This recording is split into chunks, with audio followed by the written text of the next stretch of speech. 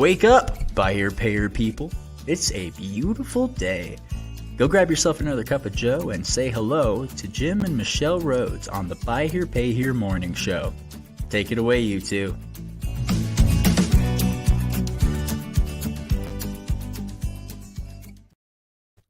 Hey, good morning. Just me today. Michelle is away on her annual girls trip. Just dropped her at the airport. Scrambled back into the office just in time to get the broadcast out. So today will be brief. It's a quite simple subject to address and not too many announcements. We do have Brent Carmichael confirmed for Monday. He will be joining us, and I may change up the topic on that, so I'll wait and announce the topic with Brent soon. We had our second V8 meeting for the month last night, and a lot of progress. I mean, we're figuring out a lot of good stuff and finding ways to bring dealers numbers and things that are of value to them. So that's been a good thing to be involved in. So just for today, I wanted to dive into this subject about disclosing defects. And I barely got time to pull together one video for kind of a reference because this is something I'm quite familiar with. Keep in mind, as a used car dealer myself some years ago, I was doing strictly as is, doing low ACV cars and short-term notes and trying to provide really affordable, accessible financing. And so we sold cars with defects. They were certainly imperfect. We didn't do 100% recon. And that includes some cosmetic stuff. So certainly, I come from a background of addressing those kinds of things very specifically. And, we have plenty of dealers out there who are, obviously everybody's dealing in used cars, and we can go broke just doing 100% reconditioning on some of this stuff. So I think the premise here is on a White Hat Wednesday, I want to talk about in the context of, what does it really mean to earn the trust of this consumer? How do you go about earning the trust? And how do you avoid having them end up with some level of buyer's remorse and be back in your building, days later, complaining or upset, feeling like you didn't disclose or some sort of a problem? So before I forget to mention it, you can go back and look. We did an episode many months ago on the subject of a mechanic's check.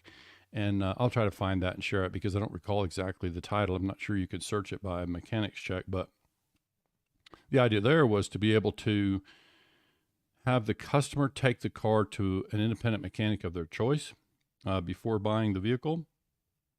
And this is something that I find some dealers resist it. Like when we're working with brand new dealers, we recommend that they consider that adding that step to their process. And the reason we do is because it's about transferring mental ownership.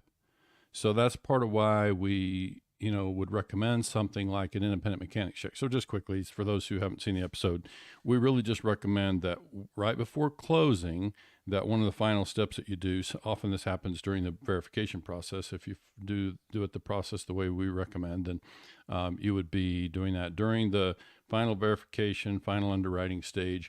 But you're sort of in a pre-approval subject to those final things, and you would send the customer out to a mechanic of their choice. So again, I won't go into all the details about that, but we really just all but require them to go to the mechanic of their choice to get an assessment of the car. Why? Because we want them to feel comfortable. We want them to take that mental ownership. And also, if they discover a problem, then we would like to know about it. Wouldn't we all like to know about it before we sign the contract? So the idea then is to figure out how do we speak to that? How do we avoid having the customers back in there dissatisfied? And also, in that context, it's like when we fully disclose and the customer has the opportunity to have the car inspected, then, they can take ownership in a way that they're not going to be back in there unhappy. And they're going to also, be more likely to refer friends and family.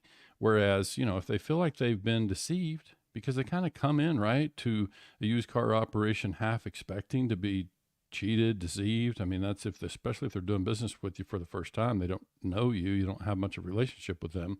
So this is one of the ways we earn trust is through transparency. And I want to play a little video from Jack Carter. Seems like we feature Jack's videos often, and some of the stuff he does. But let me play it, and you'll understand why it makes sense. So some of you will recognize this little stitch from TikTok. Say the weird thing. If you sell used cars, disclose all the flaws. If you don't disclose any flaws on a used car before you sell it and people discover the flaw on their own, which they will, they think you're a liar and they won't buy another car from you. Just tell them about it up front. Say the weird thing. Started.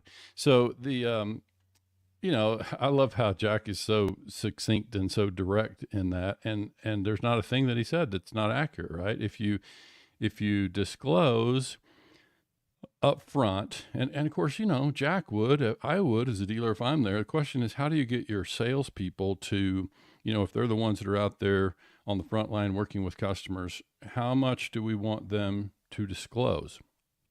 So there's such a thing as oversharing, right?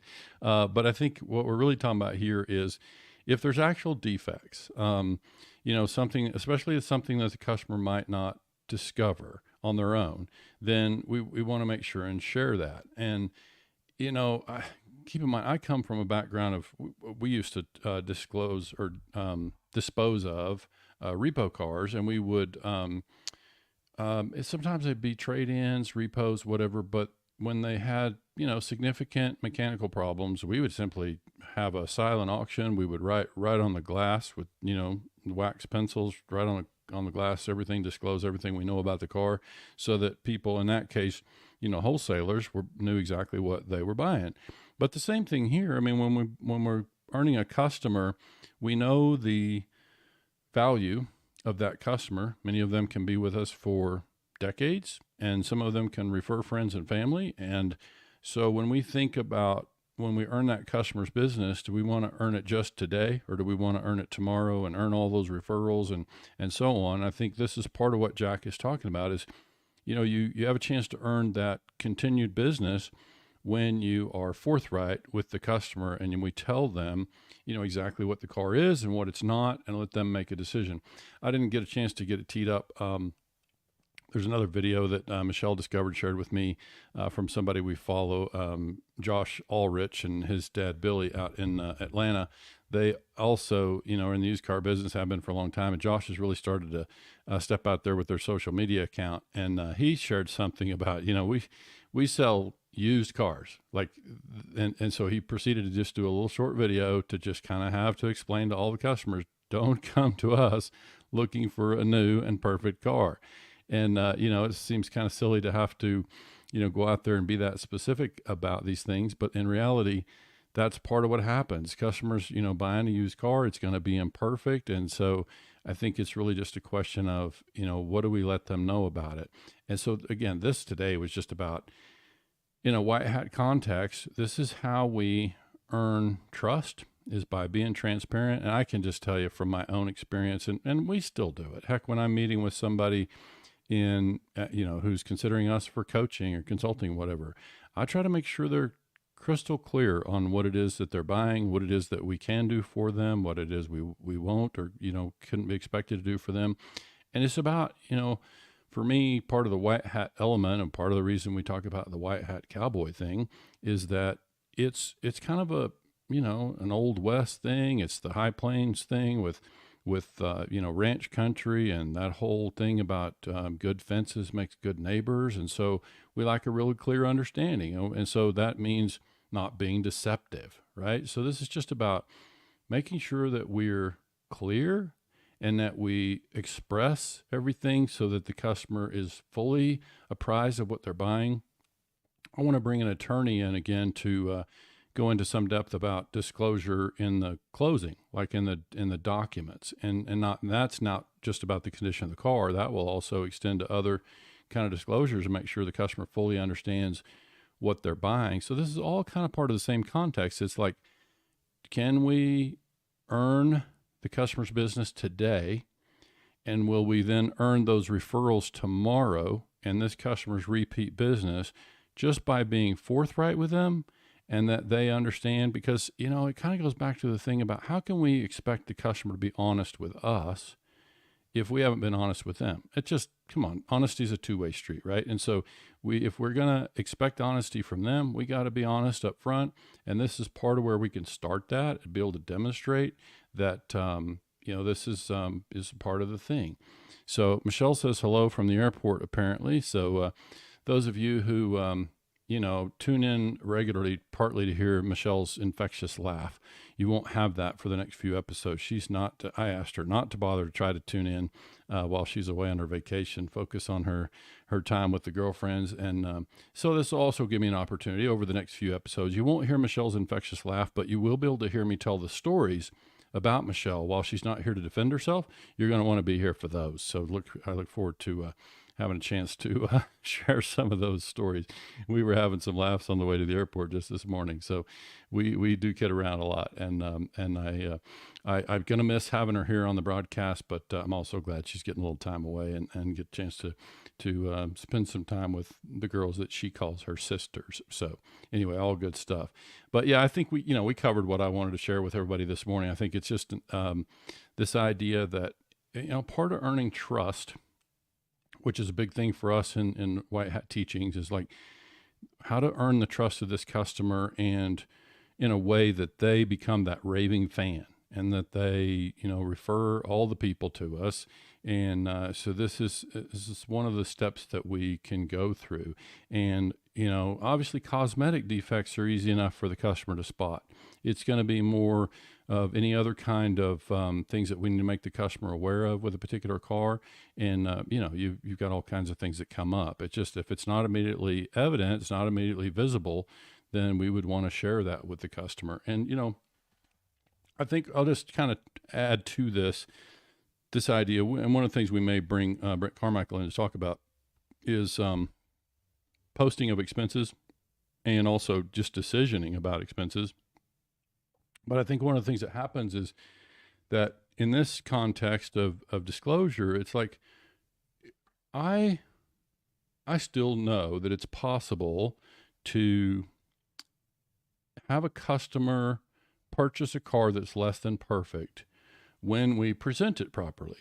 And look, you know, I know I work with enough car dealers, and some car dealers you can't imagine the idea of putting a car out there with a dented fender, or, you know, the car tires that are, you know, 50% tread life, or whatever the line is for every dealer.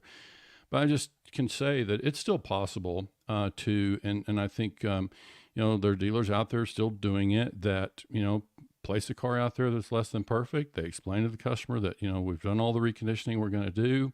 And, you know, we kind of stop here because we're trying to keep down payments affordable and keep the financing accessible.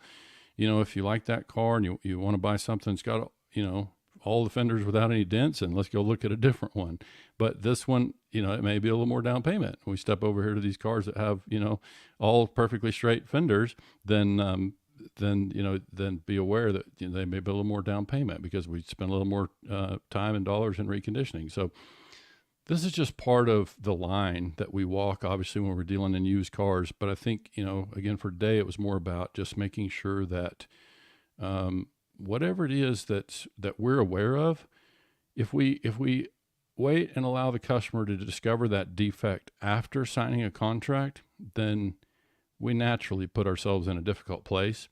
And we're simply suggesting that, you know, that's avoidable. And we think you ought to take the time to make sure that you know the cars quite well. And if you're going to put a car out that's less than perfect, let's make sure that the customer understands, you know, what they're getting, what they're signing up for. And that way they can, you know, be informed and make a good decision, you know, about how they want to do that part. But anyway, that's enough. We covered that for today. I think it's just about disclosing, and thanks after the fact to Jack Carter. I shared that without reaching out to him, but obviously it's out there on social media. We would recommend that you follow Jack Carter if you're not over there already. Follow Jack Carter and Turn and Burn Motors, and then look for Joshua D. Ulrich, and Ulrich, I think it's Ulrich Auto Sales.